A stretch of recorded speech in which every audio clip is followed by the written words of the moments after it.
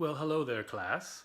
My name is Ben Klein, and the comic I chose to do is X-Men: God Loves, Man Kills, and it is by Chris Claremont and Brent Anderson. And this is a genuine graphic novel, not a collection of issues. The main way you can tell is because on the cover it says Christopher Claremont and Brent Eric Anderson. So they usually go by Chris Claremont and Brent Anderson, but they were feeling pretty special and proud of themselves about this you know super high literary graphic novel. Let's talk about the story right now, okay? If you don't know about X-Men, they're mutants, which means they are just normal people. They were born with super abilities that show themselves around adolescence, and sometimes they can make ice out of their hands and stuff. Sometimes they can shoot optic blasts, like laser blasts, basically, out of their eyes, or pretty much anything you can think of. This is the main story that kind of really hits the nail on the head of the born different aspect of these characters and of this franchise. This is the comic that really goes for broke on the analogy of race and being different, being born different, people hating you because you're different, even though you didn't do anything. You're just who you are, man. I'm just being me, you know. That's what this one is going for, big time, big time. Big time. At the very beginning, you see these two little kids. They're just little kids. They get killed. All right. Boom. You know what I'm saying? Real quick, two little kids get shot dead and hung in this comic book. Yeah. Magneto, who's usually the bad guy, he's got magnet powers and lots of things like magnet powers. He finds them. He's pissed. Basically, he doesn't really do anything about that till much later. He doesn't really do anything about it, actually, to drive the story forward. What happens is we find out there's this guy. He's like a reverend. He's like a pastor kind of guy. He's always quoting the Bible. But he clearly has some issues here with mutants specifically. He thinks they're the spawn of Satan, that they need to be eradicated, they need to be destroyed, basically.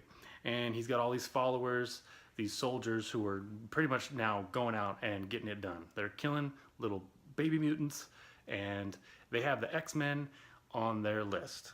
And that's pretty much what happens. They start going after the X-Men, slowly hunting them down.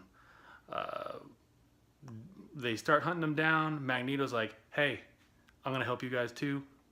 And Wolverine, they're all like, what? No, you're bad. You're an enemy. But he's like, no, these guys are an enemy. They're trying to kill all of us. Let's go get them. So they do. They go to try to go get them, and they're chasing Kitty Pryde around a lot of the book. Kitty Pryde is the youngest X-Men. She can her power is that she can like phase through things. She can go invisible. Like she could just move through things. Like she could put her finger right through this phone and it wouldn't hurt her, or it might destroy the phone, which would suck because this is an iPhone 7 and they're very expensive. So please don't do that, Kitty. But anyways, they're chasing her a lot. Basically, they all get captured, and they're about to get executed on... Oh, here's a big part. I almost forgot. They capture Professor Xavier. Professor Xavier's the main guy. He's the main dude who controls the X-Men. He's their leader. They try to manipulate him and brainwash him into using his mind powers to go seek out and kill all the mutants with his mind powers.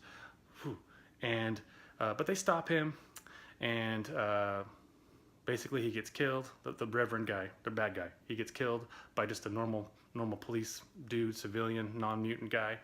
And then everyone's like, sheesh, this world is a crazy place.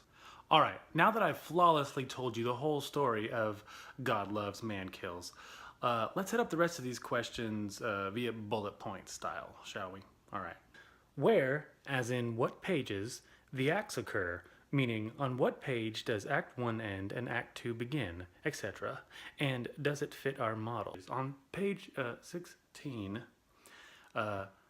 is the first act break. Basically, right when Professor X, Cyclops, and Storm are driving in their car trying to go back home, and their car gets blown up by the bad guys. And then they all get kidnapped, and everybody back at the X Mansion get a phone call, and they're like, they're dead. And they're like, oh. And that's kind of where I would say the first act ends. That's when the bad guys are beginning their attack, and things just kind of start going on from there. Obviously, Act 2 is going to be in the middle there, where they're all getting chased down by the bad guys.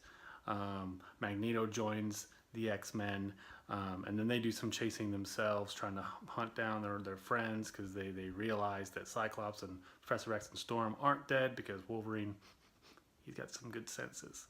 And basically, Act 3 begins where it says Chapter 4, towards the end, where they go to finally confront the Reverend Stryker. Whose story is it? What is the goal? And does the conflict in Act 2 support that goal? As far as whose story it is, the X-Men is a team book. It's an ensemble book. So it does a pretty good job of revolving around all the different characters. Though I would definitely say that it seems like Kitty Pryde tends to come to the forefront. She's the audience surrogate a lot of the time. She's the newest, the youngest, the most impulsive X-Men person, and so we relate to her more than we usually relate to the other characters. But I don't know if she necessarily had a strong goal herself. And I have to say that kind of goes for the rest of them. I mean, their goals seem to be, find their friends and stop the bad guys. Basically. So yeah, the conflict in Act 2 definitely supports the end, because they beat up and kill sometimes all the bad guys and win. So it worked out for them pretty well in the end. Does the story have a solid story arc? Does it have a clear beginning, middle, and end? And is the resolution satisfactory? I would say that yeah, it's a pretty solid story. It seems to get a little bit distracted with some of the the chase scenes with Kitty a little bit. Like, she just kind of is an alleyway for a little while, and then some other gangsters try to attack her there, and then the other bad guys find her and the gangsters who are attacking her, and then the bad guys kill the bad gangsters, and it gets a little off topic, I guess, there in the middle. Could be a little tighter, I suppose, in some places. But overall, it's a pretty satisfying conclusion. When we get to the end there, the Reverend doesn't really change his mind. He never really, had like oh, you're right, we are all the same kind of moment. But that's okay. He got shot dead, and that's cool too. We wanted to see that as well. If he's not going to change, then he needs to die. That's kind of how it goes with these things, right? So in that way, yeah, it has a pretty satisfying ending, pretty satisfying conclusion altogether. Do any of the characters have a solid character arc? Not really. No, not really that much. I guess Professor Rex kind of has a moment towards the end. Like, after all this happens, basically, he was captured and almost just so close to being completely brainwashed that he was going to kill all the mutants in the world.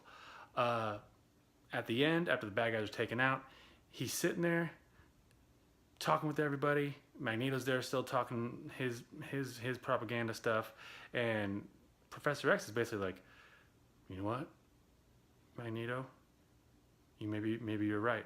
Maybe I've been wrong this whole time. Clearly, this my way has not been working out, I don't think. And Cyclops is like, what? You better just shut your bald mouth right now, because I'm not taking any of that from you. You taught us better than that.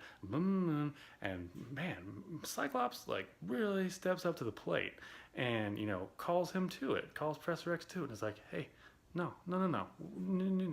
And, you know, and Professor X is like, oh, yeah, you know what? I'm gonna, you know, yeah, okay, thank you, my children. Thank you, my children.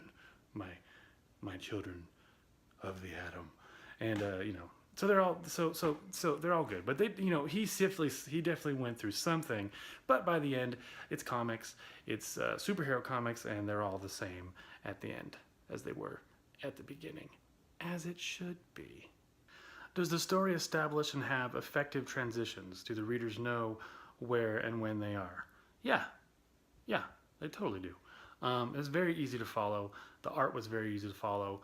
The way it was written, you know, was very easy to follow that way as well. Talking about the other question about does the story make use of pages as mini comic? They do that a lot in this. There's a lot of 2-page spreads, or like, you know, double, you know, 2 pages where that is one scene, kind of happens on those 2 pages. Turn the next page, it's a completely different scene. Does the story make effective use of directional flow? Does the movement of art combined with layout and text on the page pull the reader through? Yes, I would say yes, most definitely. Even though a lot of these pages are very dense, just due to the art, it really flows very well. There's a lot of interesting panel transitions and things, but I felt it all worked very nicely. Would I recommend this comic to my classmates or my friends?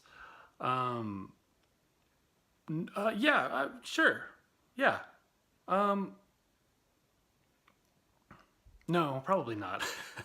Truth be told, if you've read other X-Men stuff or seen the X-Men movies, specifically X2, which is the best X-Men movie by far, they got you covered in here. Everything, they got you covered in better ground. It has happened in other books. Okay, now comes the part for the fun fact. This is what I've been waiting to show you. Okay, check it out. Okay, so here is our, oh man, glare. Okay, here's my copy of X-Men God Loves, Man Kills. And check it out. So I start reading. I'm like, okay, yeah, X-Men God Loves, Man Kills. Okay, and I'm like, yeah. Okay, here's the kids. Oh man, little kids getting shot. Sucks. Reading. Preacher guy. You know, saying racial slur. Great. Over here. Blah, blah, blah. Reading. You know, they're training in the danger room. What did X-Men do? It's like, oh, Professor X and them, their car gets blown up. Uh-huh? At first I thought this was like, you know, kind of like the beginning of a James Bond movie or something where they, you know, I don't know, where they show like a scene and then the credits start. But then I turned the page and it's like, what? Why are these little kids why are they alive again? Oh crap, now they're getting shot again? And then basically it's the same, it's a misprinting, right? Here we are, reading the same thing again until we get back to the proper page where there's the car explosion, they're fighting, they're dead, but not really. And then the story goes on properly. Yeah, so I got a crazy misprint here. Well, that's my presentation for X-Men God Loves, Man Kills. And remember, don't hate people just because they're different than you. You know? Don't do that. That's not cool. Don't hate people just because they're not like you, or if they have ice powers, or if they, can make lightning come out of the sky, and they look kind of like a little blue devil. Don't hate them. They're just like you. You're not any better than them. I'm sure if you've got some things that you don't, that make you feel different. Maybe you're a little fat. I don't know. I'm I'm just saying. There's things that everybody feels a little different about, but that's why we don't point that we just get together, get along. You know what I'm talking about. I don't have to go over all this. If you don't, read X-Men God Loves Man Kills. It'll explain it all to you better than I can. All right. So yeah, there you have it. Bye.